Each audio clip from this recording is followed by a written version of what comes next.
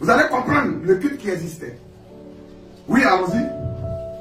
Les tout-puissants, Oui. la déesse Oui. de l'étoile du matin, idole pré-islamique, C'est une idole pré-islamique. apparentée à Vénus, Qui appartenait à Vénus. Alat, Oui. déesse Alat, déesse. du soleil, Déesse du soleil. représentée. Parce que là-bas, le soleil, il est féminin. Et la lune est masculine. Voilà, il y a un débat jusqu'à aujourd'hui entre les historiens. Il y a un débat entre les historiens. Parce qu'il y avait une autre mythologie arabe qui venait de la Jordanie, qui parlait d'une triade. En d'autres termes, le dieu lune et la déesse soleil, donc Alat, se sont unis. Et de leur union est sorti quoi? La planète qui précède le jour, la planète Vénus, qui était leur fils. Ça existait aussi là-bas. Voilà pourquoi les gens disent, mais si Alat est le dieu, Alat est la déesse soleil. C'est que Oubal là, et le dieu lune, c'est qui? C'est Oubal. Voilà pourquoi les gens associent toujours Oubal au dieu lune. Et ce débat-là, il existe jusqu'à aujourd'hui. Entre les théologiens, les historiens, que ce soit musulmans ou arabes, les gars s'attaquent jusqu'à aujourd'hui sur ça. Vous dites que Oubal, c'est le dieu de la lune. Donc, frère, pour ne pas aller loin, termine. Manat, Oui. déesse de la lune, Oui. décroissante, Déesse de la lune décroissante. symbole du destin du temps. Donc, ces trois déesses-là, leur signe, l'étoile, la lune, toutes ces choses-là étaient rassemblées. Quand ces déesses-là vont chez les Jordaniens, elles ont une autre appellation, un autre service. Quand elles vont en Arabie, elles ont un autre service. Voilà, c'est ça, c'est le panthéon, on appelle ça le syncrétisme. C'est comme ça. Parce que le même Dieu qu'ils adorent aussi, sous tel signe, quand on va aller là-bas, on va lui donner un autre nom, sous un autre signe. On comprend, on parle de Vénus, d'Athéna, d'Aphrodite, d'Astarté, de Diane, d'Alat. C'est la même déesse sous plusieurs visages, sous plusieurs noms, en fonction des territoires et des contrées. C'est comme ça. Or, cela a commencé depuis la tour de Babel. Nous, on n'a pas le temps, rapidement, on va prendre la biographie d'Ibn Hisham. On va prendre la page 43. Vous allez voir un peu les fables des musulmans. C'est dans la Sira de Ibn Hisham, la Sira 1, 110 à 111. La Sira 1 de Hisham, la Sira 1, 110 à 111 et 142 à 147. Et qu'est-ce qu'il faut écrire? La Sira de Hisham. Hisham, c'est H-I. Hisham, oui. Oui. La Sira de Hisham. La Sira 1, 110 à 111 et 142 à 147. De Hisham. Vite, on n'a pas le temps. On n'a pas le temps, frère. Tu vas prendre note après. Ok. La Sira 1, 110 à 111 et 142 à 147. Oui, frère, allons-y. Vous allez un peu écouter les fables des musulmans. Mais on reviendra sur cet enseignement-là. Qui a bâti la Kaaba? Allons-y, frère, oui. Il y avait dans le sanctuaire de la Mecque, dans le sanctuaire de la Mecque, un puits appelé le puits d'Ismaël, fils d'Abraham. Les Arabes, on ne sait pas où j'en ai cette tradition. Il y a un puits qui est le puits d'Ismaël, fils d'Abraham. Ce puits, c'est l'origine de l'islam en train de jeter les bases comme ça. Il dit ce puits-là, oui, avait été complet. C'est Hisham qui écrit ça dans sa Sira. La Sira 1, 110 à 111 et 142 à 147. Ce puits avait été complet et couvert de terre. Avait été fermé et couvert de terre. Voici son histoire. Et Hisham va donner l'histoire de ce puits. Sur les insistants de Sarah, oui, son épouse légitime. Il dit sur les insistants, donc il va faire référence à la Bible. Et le diable, pour mentir, il va pas loin. Hein? C'est la Bible qu'il va prendre. Mais il va tordre le cou des versets bibliques. Ça, c'est ce qu'il sait faire. Le diable casse-cou de la Bible. C'est ça. Pierre pouvait dire, Paul écrit des choses difficiles à comprendre. Donc les gens mal affermis tordent le cou pour leur propre ruine. Un homme qui tord la Bible, c'est pour sa propre ruine. C'est ça. Oui, frère, allons-y. Voici son histoire. Sur les insistants de Sarah, son épouse légitime. C'est la Bible qui apparaît de Sarah. Abraham de Ce Futia. que le Coran musulman va dire, ou les Arabes vont dire, doit avoir sa source dans la Bible. Si ce n'a pas ta source dans la Bible, on rejette ça. C'est ça. frère, allons-y. Abraham répudia Agar, sa concubine, Donc elle était pas son épouse légitime. Ok, ça on est d'accord. avec son fils Ismaël, et les amena dans le désert. Et les y abandonna. Agar ira dans le désert avec son petit enfant. Oui. Ismaël était malade de soif. Oui. Sa mère l'allongea sur le sable et partit lui cueillir de l'eau en vain. Vous voyez, elle allait lui cueillir l'eau en vain. Oui, allons-y. Devant As-Sapha, elle pria Dieu. Dans la Bible, elle n'a c'est pas écrit qu'elle a prié. Elle a laissé l'enfant. Elle allait pleurer. Oui, je ne veux pas voir mon enfant mourir. Donc je me redis, pour ne pas voir cette image. La prière pleura. Elle n'a pas dit elle pria. Jamais. Elle a prié quelqu'un. On avance, oui. Devant As-Sapha, elle pria Dieu. Or, As-Sapha sont deux pierres que les Arabes adoraient avant. Lia, en bas même, ici. Oui, As-Sapha et Marawa. Oui, allons-y. As-Sapha et Al-Marwa. Oui. Deux buts. C'était deux rocheuses.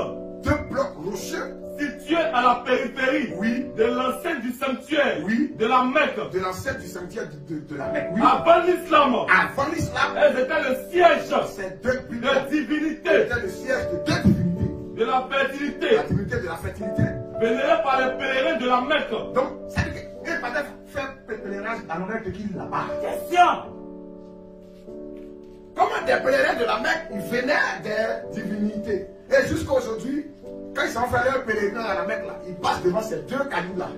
Ils prennent cette boisson, ils disent que c'est l'eau sacrée. Mais c'est un culte païen. Il n'y a pas d'eau sacrée sur la terre ici. L'eau sacrée, c'est la parole de Dieu. Chaque Israélite, déjà vous êtes purs à cause de la parole. Donc les pèlerins qui passaient faire le culte en honneur de ces idoles arabes là, ils passaient là et ils prenaient l'eau là parce que c'est l'eau sacrée. Et jusqu'à aujourd'hui, les musulmans, dans leur pèlerinage, ils passent là-bas. Ils prennent ça, d'autres même mettent en bouteille, ils viennent ça dans leur pays. Allons-y frère, oui. Devant, Dieu envoya. Oui. Alors l'ange Jibril. Attention. Dieu envoya qui? L'ange Jibril. Oh, dans la Bible, c'est l'ange de l'éternel. C'est lui-même, ce n'est pas Jibril. Jibril n'est pas l'ange de l'éternel. Parce que l'ange de l'éternel est Dieu. Sous sa forme angélique. Précision. C'est une forme divine théophanique qu'il prend. En tant qu'ange de l'éternel. C'est sous cette forme qu'il s'est révélé à Josué. C'est sous cette forme que Balaam l'a vu. C'est sous cette forme qu'il est apparu à la maman de Samson et à Manouach, l'ange de l'éternel. Et il descend encore dans le buisson ardent en se révélant à Moïse. Alléluia. Donc, dans la Bible, ce n'est pas Gabriel qui a été envoyé. C'est l'ange de l'éternel lui-même. Si l'ange de l'éternel de la Bible est Gabriel, c'est qu'il y a problème. Il y a problème. La Bible, c'est le Toumim et les Zourim. Si tu dis quelque chose, ça ne calme pas avec les Toumim et les Zourim, c'est que tu es inspiré par le diable. C'est ça. Allons-y, frère, oui. Dieu envoya. Alors l'ange Jibril, en parenthèse Gabriel, qui donna un coup de pied dans le sol comme un karatéka. Et puis soudre de l'eau.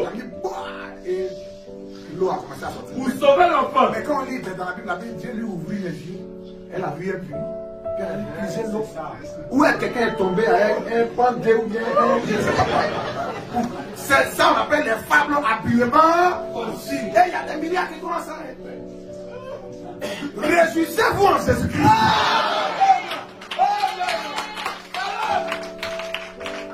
Allons-y, frère, oui. Elle creusa alors un fossé autour de l'eau. Oui, puisait régulièrement. On est étonné qu'on entend ça.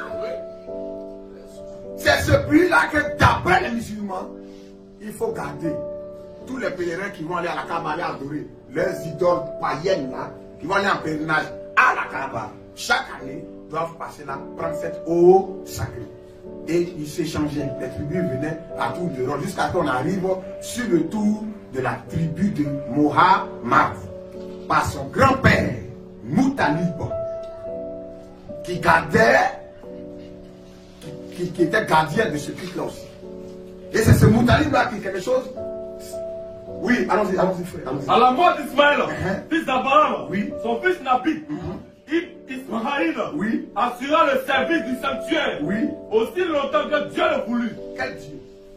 Oui, Puis Dieu multiplia à la Mecque oui, la descendance d'Ismaël et des Jououm, oui, ses oncles maternels. oui, La Mecque devenant trop étroite oui, pour eux, oui, ils se répandirent dans le pays. oui, Et Dieu, oui, grâce à leur religion, leur donnait la victoire. Les Arabes pratiquaient quelle religion en Arabie?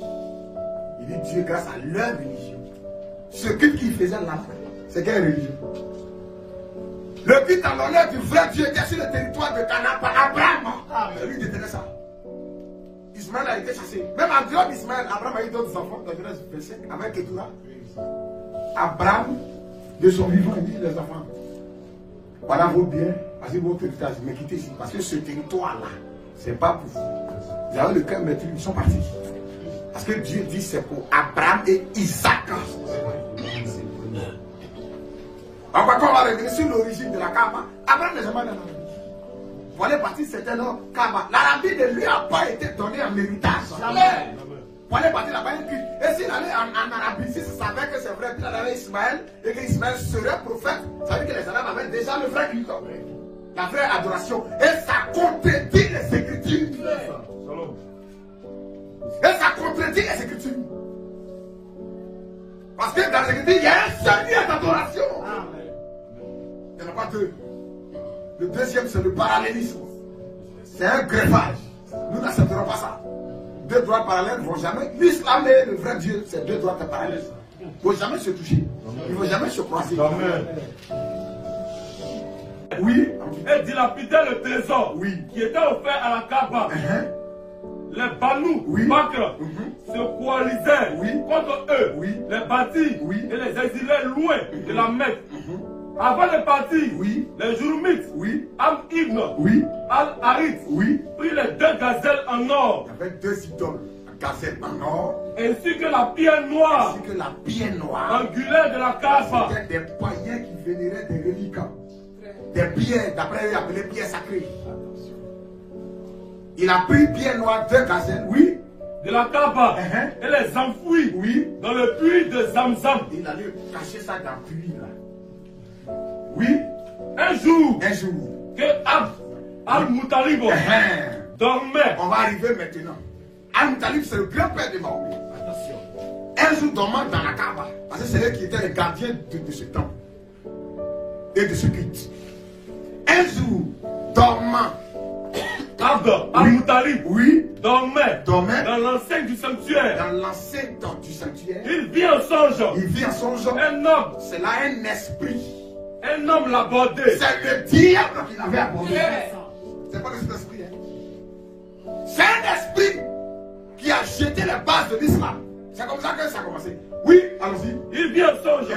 Un homme l'a abordé. Et lui donnait l'ordre. Quelqu'un qui est dans la Kaaba au milieu des dieux païens. Cet esprit va aller là-bas pour lui parler. Et lui dit quoi, frère? Et lui donnait l'ordre de creuser le puits de Zamzam. Creuser le puits de ce puits-là. Complet depuis très longtemps. L'homme lui parla de l'importance de ce puits et lui indiqua son emplacement avec précision. Le lendemain matin, Al-Muttalib prit une pioche. Il a pris une pioche. Et emmena avec lui Harith, son premier fils. Le seul fils. Parce que Abdallah, papa de Mahomet, n'était pas encore né. C'est comme ça qu'il a pris Harith et ils sont partis. Et ils ont creusé le puits. Et en creusant, ils ont découvert la pierre noire, les deux gazelles en or, des sabres. Alors que, où il y avait ce puits, il y avait deux idoles là encore. Il y avait deux idoles là. Il y avait deux idoles là. Il reconnut l'emplacement indiqué. Et les Arabes se sont fâchés. Comment nous on vient faire notre culte là et toi tu viens creuser? Tu creuses quoi? Et il a dit que, moi, quelqu'un m'a parlé, il m'a dit de creuser, que c'est le puits d'Ismaël là qui est là. Et c'est comme ça qu'il allait, il a creusé. Et en creusant, il découvre maintenant la pierre noire. Il découvre les deux statues en or, des sabres et beaucoup de prisons. Et il y a eu conflit entre lui et les Arabes. Ils voulaient lui ôter la vie, le détruire, le tuer. C'est comme ça qu'il est allé devant Oban, le dieu de la Kaaba, et il a fait un pacte avec Oban. Prends la page 47. Ok, bon, je termine jusqu'ici. Oui, allons-y. Oui, allons. Oui, de là jusqu'à là. Allons-y vite. Oui. Il saisit la pioche pour creuser à l'endroit où il avait reçu l'ordre de le faire. Mais les Kouaïch se dressaient contre lui et l'empêchaient de profaner. Écoutez bien, oui. Et l'empêchaient de profaner ses idoles adorées et très populaires. Abd al-Muttalib demanda à son fils Harith d'assurer sa protection pendant qu'il allait creuser au pied des idoles. Devant sa détermination, les Kouaïch se résignèrent à le laisser faire. Après quelques coups de pioche, Abd al-Muttalib découvrit les pierres qui avaient servi à combler le puits et cria, deux points, Dieu est le plus grand. Allahu Akbar. Donc, qui était ce Dieu qui était le plus grand? Allahu Akbar. C'est en creusant le puits qu'il a crié pour la première fois Allah Akbar. Dieu est le plus grand. Mais qui était son Dieu là qui était le plus grand? C'est Oubal, le grand Dieu de la Kaaba. Termine, Le Kouaïch constatait qu'il avait été bien inspiré. Dégageant complètement le puits, Abd al-Muttalib, il trouva les deux gazelles en or qui avaient été cachées par les Jouhou avant l'exil de la Mecque. Il y trouva aussi des sabres et des boucliers. Les Kouaïch lui dit, Abd al-Muttalib, tu dois partager ce trésor avec nous. Non, leur répondit-il, mais je vous propose une solution équitable. Pour vous comme pour moi, nous tirons au sort sur ces objets sacrés auprès du dieu Oubal. Auprès du dieu Oubal. Qui était une idole vénérée. Une idole vénérée. À l'intérieur même de la Kaaba. Attention. La plus importante de leur panthéon. Alléluia. Amen. La plus importante de leur panthéon arabe, c'était Oubal. La divinité la plus importante. Donc il était le grand Dieu. Quand on dit Allah Akbar, c'est Oubal. Et Oubal. La divinité la plus importante de la Kaaba, de leur panthéon, c'est Oubal. Donc c'est lui qui est Allah Akbar. C'est pas le Dieu de la Bible. Jamais. C'est clair.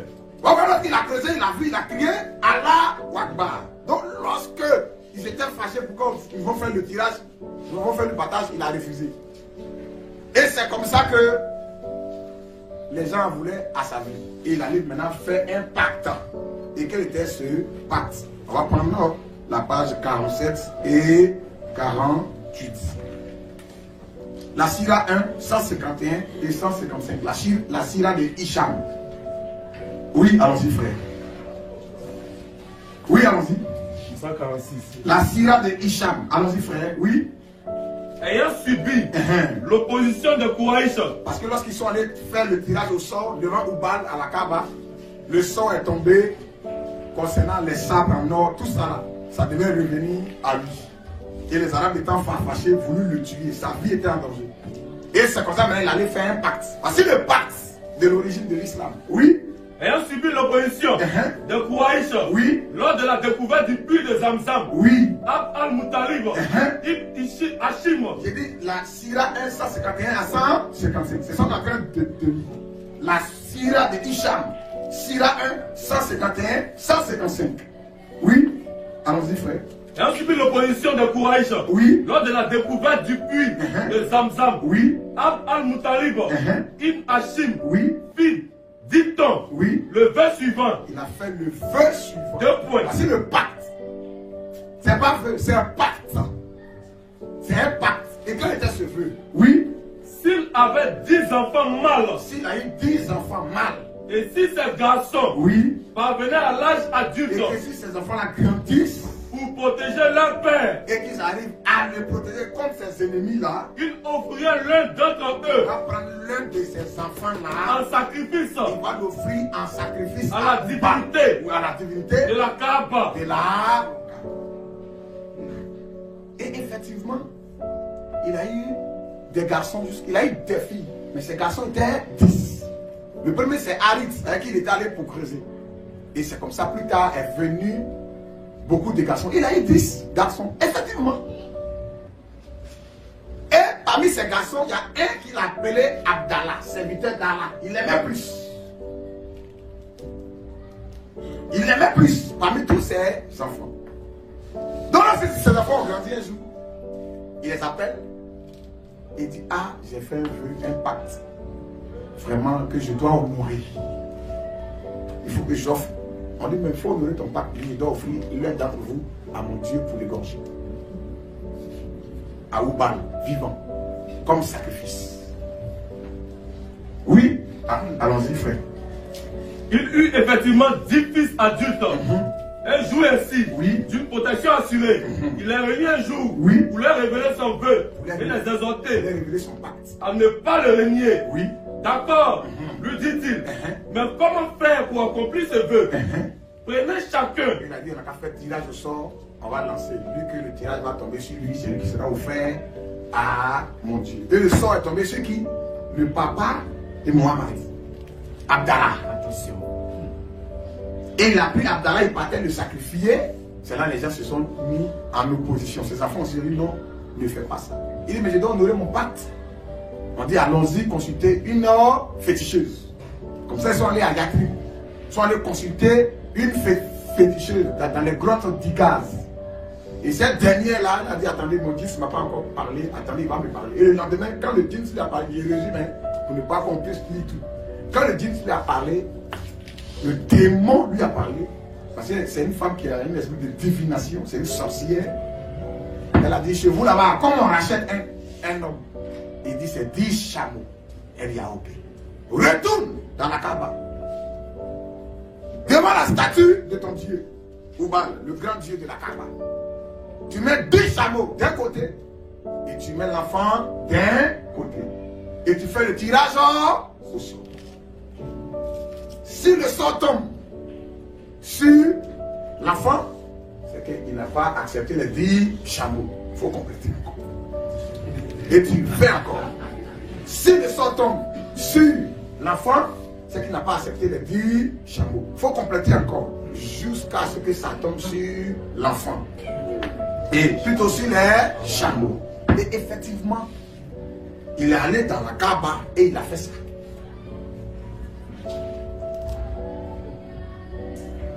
Ok, oui. Il repartit pour la Mecque. Oui, allons-y. Il est parti pour la Mecque.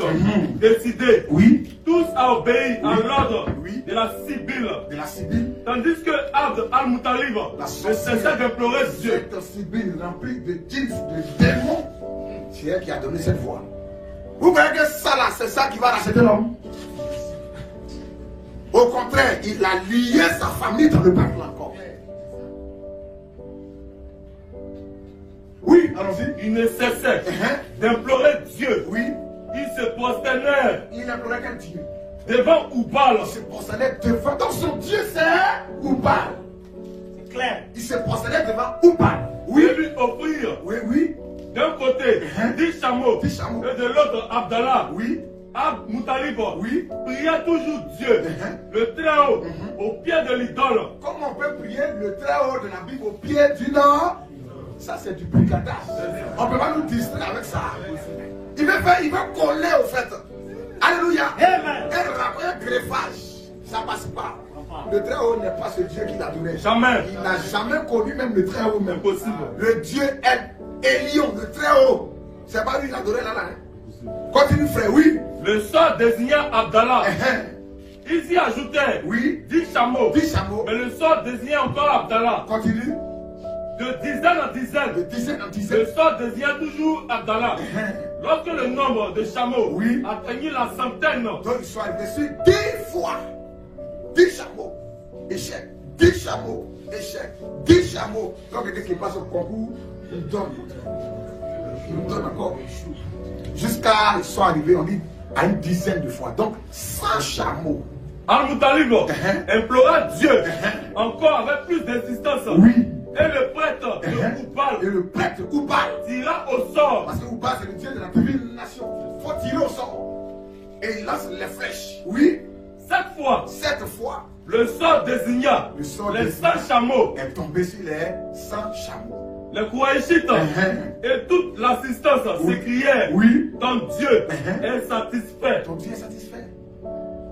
Al-Muttalib, ton vœu est accompli. Il a dit non. On a qu'à reprendre ça 3 fois encore. Pour être sûr que vraiment Oubal a accepté le sacrifice. Non, dit-il. Il faut que les tessons soient tirés 3 fois. 3 fois les tessons furent tirés. Et 3 fois le sort désigna les chameaux. Le sort désigna les chameaux. Les bêtes furent offertes en sacrifice. Et les bêtes, les 100 chameaux ce jour-là ont été égorgés. Et laissés au pied de l'idole. Offerts en sacrifice. À Oubal. Et ils ont mangé le sacrifice. Tout le monde était réjoui. T'es mon frère, oui. Toute l'assistance, sans aucune restriction, prit part à cette offrande. Toute l'assistance a pris part. Frère, est-ce que ça là c'est un rachat? Est-ce qu'un musulman peut dire que effectivement Abdallah a été racheté? Jamais. Sans chameau. Quand tu vas voir Félicien et tu fais sacrifice, c'est ton achat qui de faire. Au contraire, tu aggraves ta situation. C'est des portes même que tu ouvres même. C'est comme ça qu'il a été blagué. Parce que quelque temps après, Abdallah a connu Amina, qui est la maman de Mohamed. Et ça s'est fait de façon rapide, elle est tombée enceinte. Et c'est en pleine grossesse, Abdallah est mort. C'est que les 100 chameaux, ça a été échec. Pourquoi Mohamed n'a pas connu son papa? Donc qui lui a donné le nom Mohamed? Question. Qui lui a donné le nom Mohamed? Il n'a pas connu son papa. Et lorsque sa maman était enceinte, il y a eu 2 événements qui se sont passés dans sa grossesse. Il y a une lumière qui est sortie de son ventre. Oui, celle-là, qui allait vers la Syrie.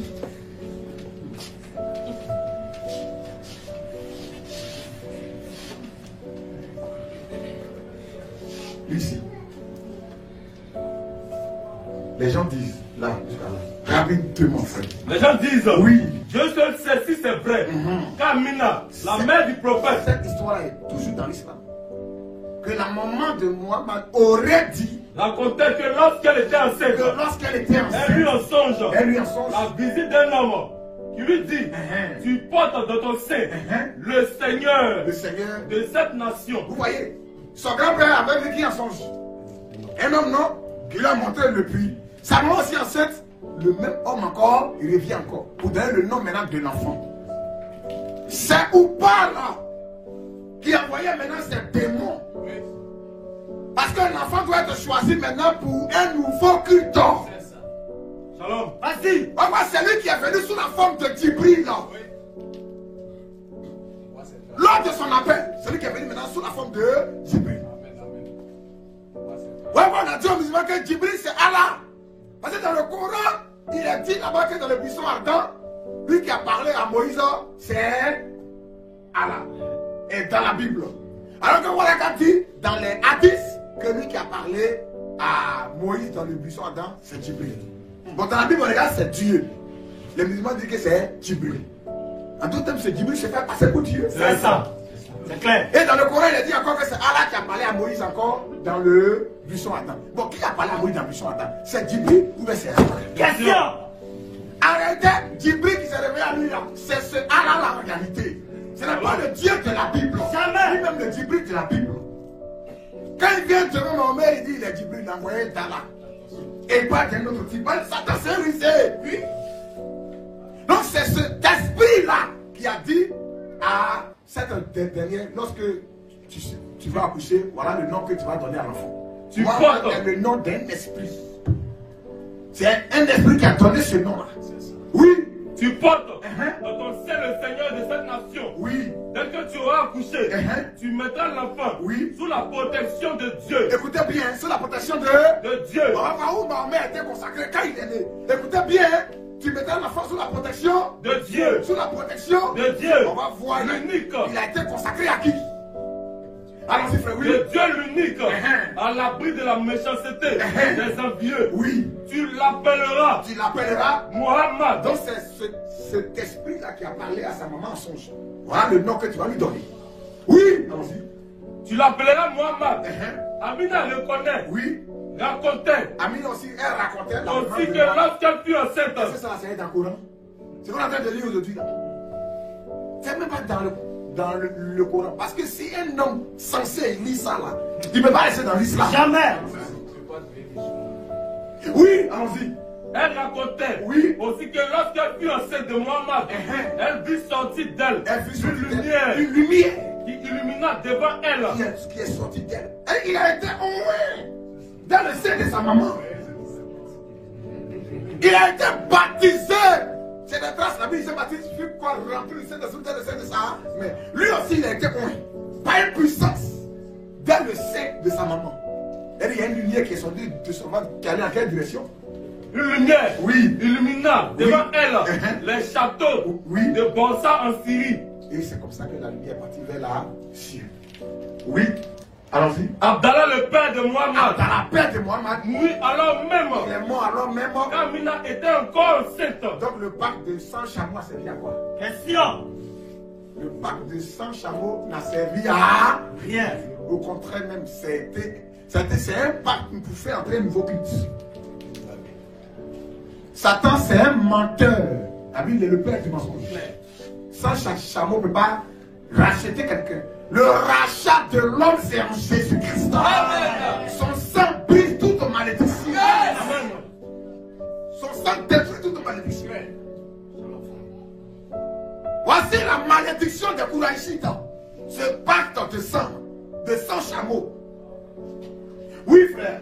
Allons-y. Lorsqu'Amina donna naissance à Mohammed. Parce que l'homme lui a dit, tu vas accoucher un enfant, tu lui donneras le nom de Mohammed. C'est ce que l'esprit lui a dit.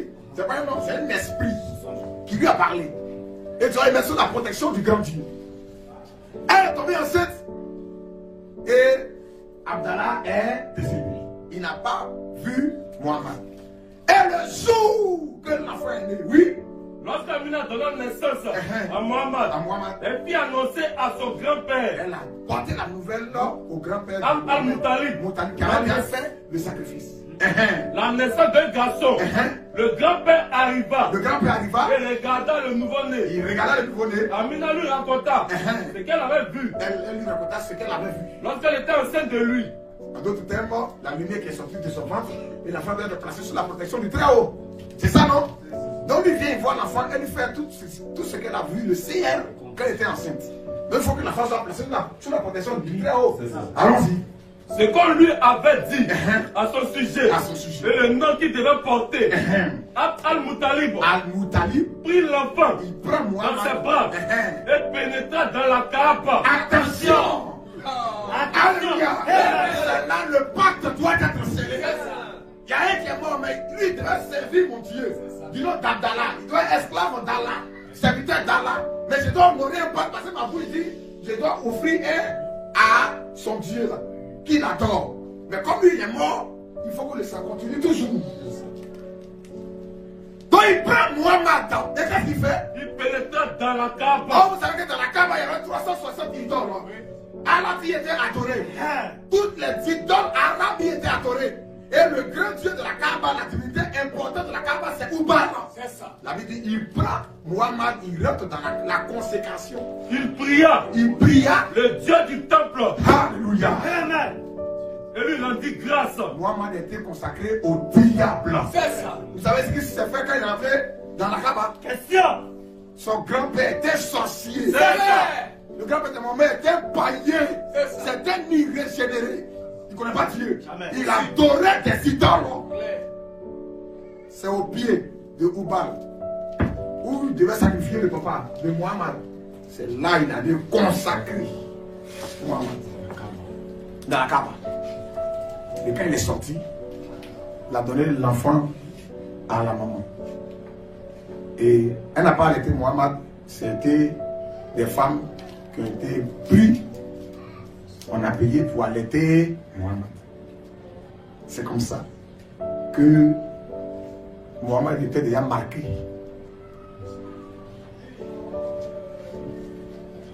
Et ces femmes-là l'ont allaité plus tard. Et plus tard, son grand-père Moutalib est décédé. Sa maman aussi est décédée. Il a eu 3 fils avec Khadija. Ils sont aussi décédés. C'est les conséquences de ce pacte-là. Ces 3 fils sont morts dans la fleur de l'âge. Avec Khadija. Et il y a l'un de ses fils qui s'appelait Abu al-Qasim. Encore souvent on appelait Mohammed aussi Abu al-Qasim. Ce sont les conséquences de ce pacte. On va prendre la page 37. Il ne faudrait pas que les gens disent qu'on est en train d'inventer quoi que ce soit. Nous, on ne peut pas suivre des femmes habilement conçues. On ne peut pas suivre le mensonge du diable. Nous suivons la vérité de Dieu. On va prendre la page 37. Ici, on donne le nom de toutes ses épouses. Un homme qui va marier une fille de 6 ans.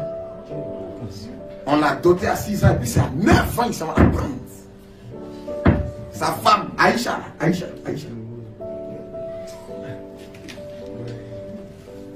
Pourquoi les musulmans ne veulent pas qu'on parle de la vie de leur prophète? Parce que c'est un mauvais exemple.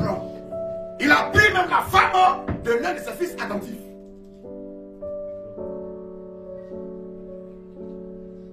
Et dans le Coran, on dit lui la autorité sur toutes les femmes. Femmes des croyants, comme non croyants, mariés ou pas. Toi, tu es comment? Femme des croyants, tu as autorité sur elle. C'est que Dieu ça. C'est que Dieu ça. On va lire dans les avantages de Mohammed. Vous allez voir ses avantages. Ta femme, là, il a autorité sur elle. Toutes les croyantes, il a autorité sur elle toutes. Musulmane, hein, c'est elle qui veut s'offrir à lui, il prend. Voilà, un bandit, le banditisme caractérisé. C'est ça, on va appeler Dieu jamais. Allons-y, pas le verset. Mohammed oui. épousa Khadija et une dizaine d'autres femmes. Oui. Dont Aïcha. Assa. Oui. Zainab Bint. Oui. Kajuma. Oui. Salana. Zainab Bint Shak. Est-ce que ça c'est dans le Coran? Allons-y frère, oui. Jumarina. Oui. Abiba. Kafiya. Oui. Et Maouma. Oui. Mohammed. Oui. Une de Khadija. Parce que Khadija était sa première femme. C'était une veuve. Était sa première femme.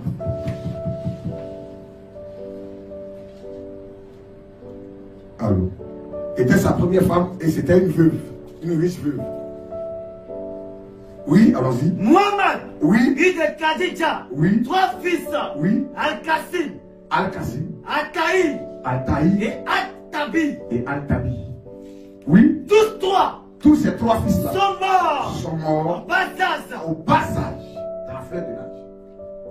Ce sont les conséquences du pacte.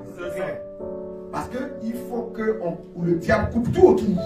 C'est lui ce qui doit être présenté. Et quand il disparaît, son culte maintenant continue. Ces enfants garçons ils sont décédés. Quand on demande ça aux musulmans, pourquoi ils ne peuvent pas répondre, ils sont bloqués.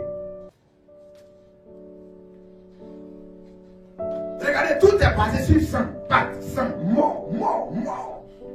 Même quand il a reçu sa révélation et qu'il a commencé son ministère, au début il prêchait, ça ne passait pas. Il prêche, ça ne passe pas.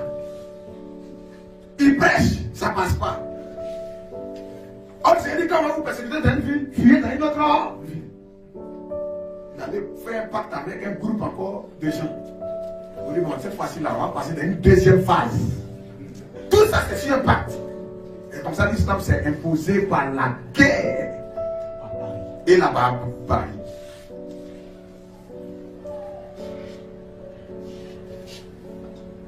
Excusez-moi, frère.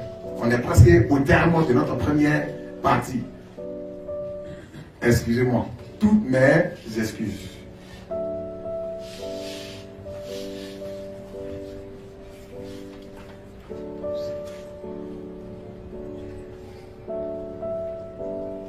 Ok, la page 64-65. Ok. Mais quand on voit l'origine, c'est du paganisme. C'est ça. Et ils disent qu'il y a des traditions juives qui annonçaient un Muhammad. Sarah a été annoncée par qui? Question. Oui, frère, lis au début. Page 64. Oui. Sira 1. Oui. 204. À 214. 214. La Sira de Hicham. Oui. Les Jams. Oui. Une tribu du Yémen. Avait. Non, commence même au début ici. Oui. À l'approche de l'arrivée du prophète Mohammed, les devins arabes, les rabbins juifs et des rabbins juifs et les moines chrétiens avaient déjà parlé de sa mission. Est-ce que Moïse connaissait des rabbins? La loi a parlé de rabbins. Jésus a-t-il parlé de moines? Il parle de quel moine chrétien? Question. Ne confondez pas. Le christianisme a connotation variée dans le pays. Vous voyez, il y avait le christianisme égyptien. Il y avait le christianisme éthiopien. Le christianisme avait des connotations variées, même en Syrie. Mais ce n'était pas le christianisme original des apôtres. Jamais. Non, hein? Ils ont adopté le christianisme à leur culte, à leur tradition. Quand vous partez en Éthiopie, quand vous partez même en Syrie, quand tu apprends un Syrien, 10 chrétiens, quand tu vas voir, leurs pratiques, c'est des pratiques orthodoxes, catholiques. Jésus ne connaît pas moi. Jésus ne connaît pas moi. C'est les catholiques qui ont envoyé moi. La Bible connaît les 5 ministères. Amen. Dans la Bible, il n'y a pas moi. C'est dans le bouddhisme qu'il y a des moines. Dans le Brahma Shiva qu'il y a des moines. Dans la Bhagavad Gita, c'est là-bas qu'il y a des moines. Jésus-Christ ne connaît pas moine. Parce qu'on sait l'origine de ce culte-là. Ce sont des cultes païens. C'est ça. Oui, frère, allons-y. Quand on devait arabes, ils avaient appris. Donc, ils disent que ça a été annoncé par des moines chrétiens, par des rabbins juifs et par des devins arabes. On veut justifier le faux. Mais si les devins arabes ont annoncé ça, sous quelle inspiration ils se sont appuyés? Question. Si les rabbins ont annoncé ça, sous quelle inspiration ils se sont appuyés? Allons-y, frère, oui. Quand on devait arabes, ils avaient appris l'arrivée du prophète par les djinns. Par les djinns. Qui avaient eu la faculté. Oh, les djinns, ce sont des démons. C'est ça. Qui viennent moindre des personnes pour leur donner des visions. Oui, du tout. Dans la Bible, il y avait un exemple. Dans Actes, il y avait une femme qui avait un esprit de python qui pratiquait la divination. C'est le nom d'un esprit qui vient moindre quelqu'un pour lui donner d'être un voyant. C'est tout. Vas-y, frère, oui. Ils avaient appris l'arrivée du prophète. Donc, des djinns ont appris l'arrivée du prophète. Par les djinns qui avaient eu la faculté d'entendre et de capter les informations. D'entendre par des démons qui ont la faculté d'entendre et de capter des informations. Venus du ciel. Venus du ciel. Mais les Arabes n'y prêtaient pas attention.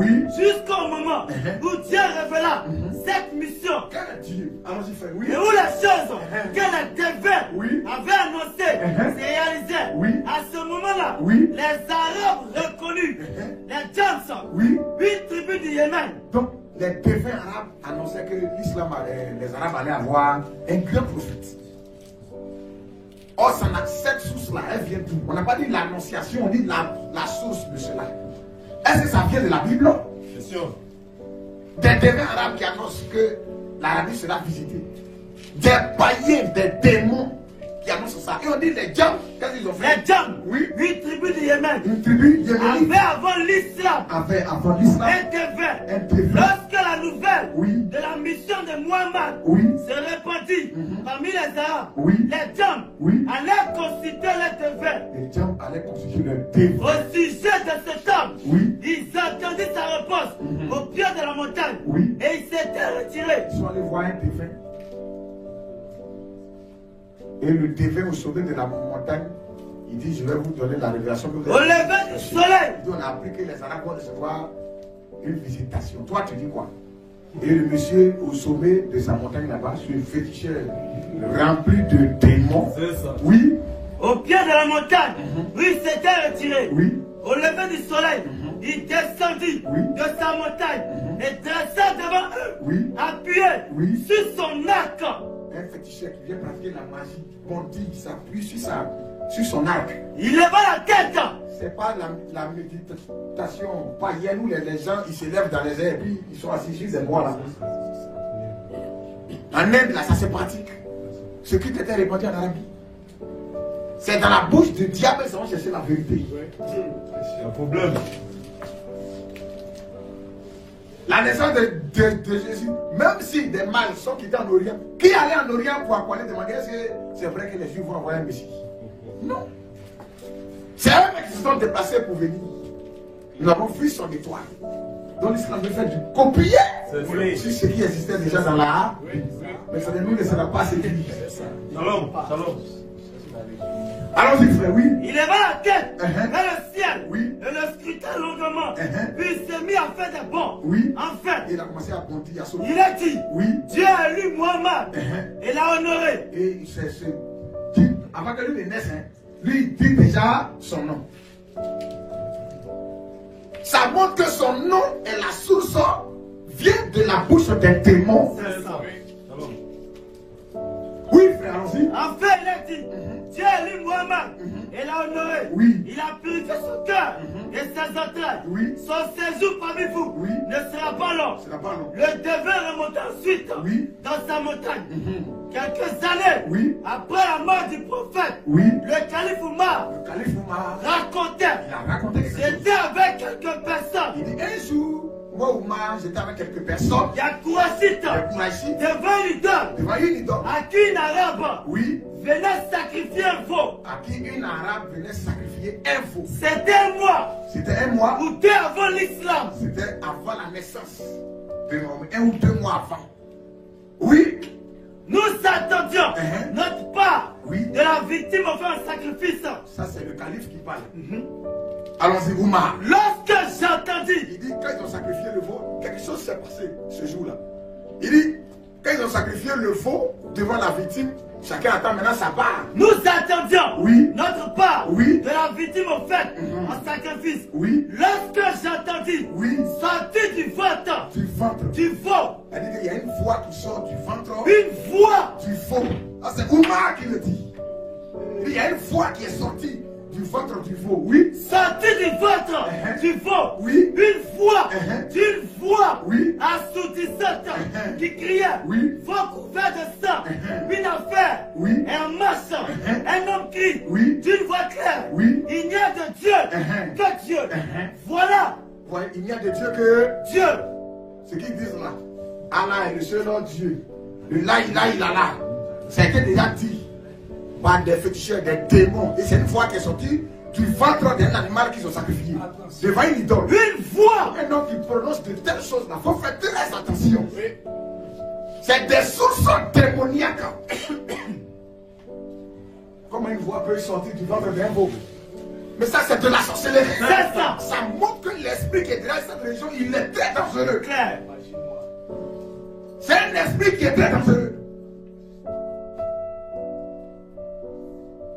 Oui, frère. Lorsque j'entendis sortir du ventre du veau une voix d'une puissance assourdissante qui criait, veau couvert de sang, une affaire en marche. Un homme qui crie. L'islam va entrer en scène. Mohammed va naître.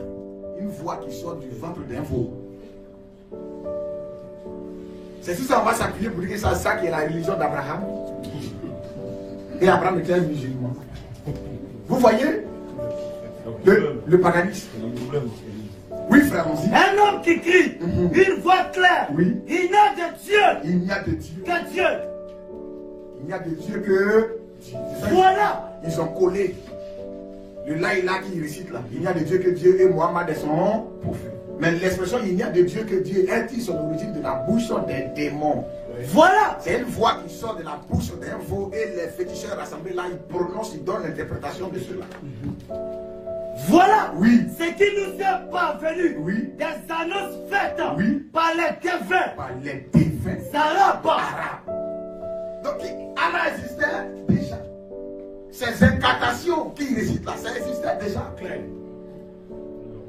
Voilà lorsqu'il a commencé son culte, et c'est là on va s'arrêter.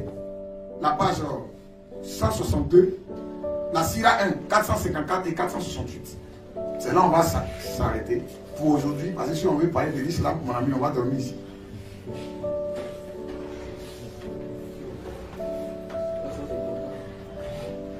La Sira 1, 454 à 468. C'est là on va s'arrêter. Il est rentré dans un second pacte lorsqu'il a commencé maintenant son culte. Et quel était ce second pacte là? C'est ce qu'on va voir ici.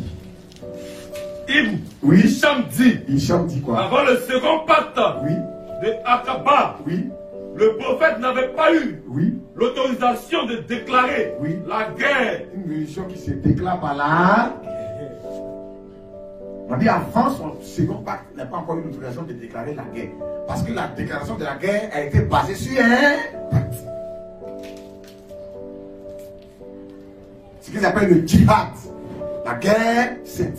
Mohamed a participé à 29 guerres de son vivant. Clair.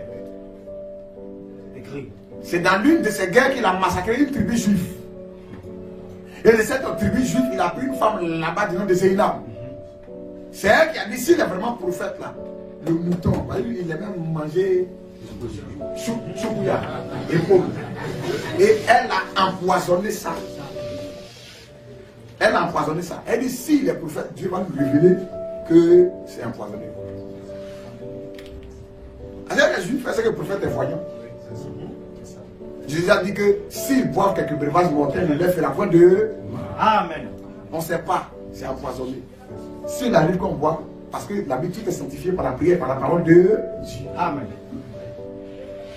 Dieu même, il peut briser même le vin ou bien renverser l'assiette là dans en envoyant son ange rapidement à côté de toi pour agir. Ça que toi, tu ne le vois. Tu n'as pas besoin de chercher les anges, ils sont où? Vous pouvez les invoquer. Non. Un prophète, il peut mourir en martyr d'une mort naturelle. Abraham, on n'a pas dit que ce ne sont pas des hommes. La Bible dit, vous êtes des dieux, mais vous mourrez comme des hommes. C'est comme ça. Accident. À cause de sa foi, on peut le prendre, le livrer au lion. Ça a été fait. Dans Hébreux 11 parle de ça. Mais il n'y a pas quelqu'un dans la liste d'Hébreux 11 là qui est mort empoisonné. Jamais. Jamais. Mahomet est mort empoisonné. Par une femme juive du nom de Zéna. Allons-y frère, oui. Avant le second pacte de Akaba, oui, le prophète n'avait pas eu l'autorisation de déclarer la guerre, oui, il ne fait couler le sang. Oui. Il lui était seulement ordonné, oui, de prier Dieu, oui, de supporter les vexations et de pardonner. Il faut supporter, il faut prier. Et de pardonner, oui, à ceux qui étaient dans l'ignorance. Voilà ce que Djibril lui avait dit. Les Kouaïs. Toi, me dis à ceux qui étaient dans. Ça dit qu'il ne sait pas. Mais après, il dit non. L'ignorance, c'est trop. Les Kouaïs persécutaient les disciples du prophète. Et c'est écrit dans le Coran. Quand ce sont des gens qui ne comprennent vraiment pas, on dit il faut les combattre. Comment quelqu'un qui ne comprend pas, on dit il faut l'expliquer. Et puis ne lui donne même pas d'eau au combat. À moins que ce soit par tactique de combat. Donne pas d'eau pour fuir. Non, non, non. Si tu as donné d'eau, c'est que c'est pour le prendre à réveil. Voilà. Ne prenez pas pour aller les juifs et les chrétiens. Celui qui les prend pour aller devient un des leurs. Un Dieu qui vient menacer Israël naturel et l'église. Attention. Plein frère. Allons-y frère, oui. Ils étaient détournés de leur foi. D'autres ont été pris et torturés. Quand l'islam est venu, d'autres étaient détournés de la foi musulmane, d'autres en fait et puis ils sont faits. Est-ce que nous les chrétiens, ça doit nous étonner? Des gens marchaient, les apôtres, ils ont abandonné les apôtres. Et les apôtres ont fait la guerre. Ils ont tué qui? C'est-à-dire quand on va vous persécuter dans une ville, quittez, allez-y dans une autre ville. Si on traitait le bois vert de la sorte, c'est pas le bois sec qui sera épargné. Donc lui, quand il a vu que le nombre de ses croyants a commencé à diminuer, les gens ont commencé à retourner. D'autres étaient persécutés. Qu'est-ce qu'il a fait? Oui. D'autres avaient fui les tortures et réfugiés en Abyssinie, en Médine ou ailleurs. Les 12 Ansar qui avaient conclu un pacte avec le prophète à la première réunion de Akaba, appelé le pacte des femmes, s'étaient engagés à lui obéir en toutes circonstances, à ne pas se révolter contre l'autorité, a toujours dit la vérité, avec l'aide de Dieu, sans craindre de reproches. Mais la seconde réunion de Akaba, ce fut le pacte de guerre. C'était le pacte de guerre. C'est comme ça que Mahomet a compris. L'islam là, c'est la guerre. Il n'a pas inventé. Le christianisme là, c'était pas par la force. C'est par la parole et par la puissance du Saint-Esprit. Amen. Ce fut le pacte de guerre. Le pacte de guerre. Après que Dieu eut autorisé. Après que son Djibril là, lui, donne maintenant l'autorisation. Eut autorisé son envoyé à déclarer la guerre. Donc, il a déclaré la guerre. comme je prêche, vous ne voulez pas accepter. Vous me persécutez. Trop, c'est trop. Frère, nous sommes dans la dispensation du sang, de l'agneau et de la grâce. Cet esprit, c'est la douceur. C'est la colombe. De cet esprit, c'est pas la violence. Alors ne soyez pas étonnés de leur attitude. Ne soyez pas étonnés de leur attitude. L'islam a commencé par la violence. Mahomet a été contraint à faire des récitations. Dans la deuxième phase, c'est ce qu'on présentera. Son appel, sa mort, et on fait comparaison maintenant sur ses révélations. Il dit, il a vu Adam en vision. Il a vu Abraham en vision. Il a vu Adam, qui Adam faisait 30 coudées. 60 coudées. En d'autres termes, 30 mètres. Abraham n'était pas un géant. Il dit, il a vu Jésus. Jésus, c'était un rousseau. Et il y avait beaucoup de points de beauté sur son visage. Le Jésus de Mahomet n'est pas le Jésus de la Bible. S'il y avait point de beauté sur son visage, c'est qu'il devait avoir quelque chose pour attirer les regards des gens. Oh, ça veut dire qu'il n'avait rien pour attirer les regards. Quand il y a point de beauté sur le visage de quelqu'un, on ne voit pas ça. Ça peut attirer les regards. On a dit qu'il n'avait rien pour attirer quelqu'un qui est un rousseau. Parmi nous, là, quelqu'un qui est clair là, on ne le voit pas. Il se distingue des autres. Si Jésus était un rousseau, quand j'étais allé pour le livrer là, dans le groupe là, j'allais venir chercher le rousseau. Mais ils sont arrivés même, ils ne savent pas c'est qui. Alléluia. Donc il y a problème. On termine. Donc c'est comme ça qu'il a promis maintenant le paradis à ceux qui vont combattre. Il s'engagea alors devant Dieu, avec les ancêtres, à combattre toute personne, qu'elle fût blanche ou noire. C'est comme ça que devant la tribu Ansar, ils ont conclu ce pacte-là. Et dans le pacte, ils devaient combattre toute personne, qu'elle soit blanche, noire, chinois, je ne sais quoi, quiconque va s'opposer à lui, sa religion, doit être combattu. Donc elle vient dire, notre religion est une religion de paix. Ce sont des menteurs. C'est ça. La ruse du diable. C'est des rusés. Ce sont des rusés. L'islam s'est imposé par la force. C'est le sang qu'ils ont répandu. Et qui est basé, une religion qui est basée sur le sang. On a compris déjà le pacte de sang qui avait été fait par son grand-père. C'est ça qui suit toujours cette religion. Et donc il n'a pas peur de mettre bombe sur lui. Et il s'explose. Et ils vont nous faire croire que non, ça c'est pas des musulmans, c'est des djihadistes. Pacte de guerre là, c'est quoi? Question. Combattre les gens là, c'est quoi? Qu'est-ce que c'est? Le pacte qu'il a fait avec les Ansar, où à partir d'aujourd'hui là, on doit faire combat. Mais il ne veut pas qu'on présente ça, parce que ça les dévoile. Allons-y frère, oui.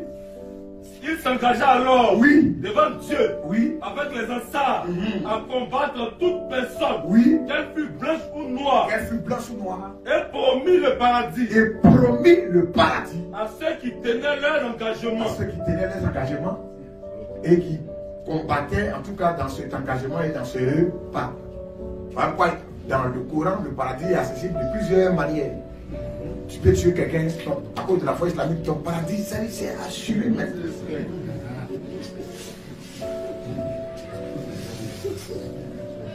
Frère, la conclusion de la première partie, l'islam est basé sur un culte de sang, de mort.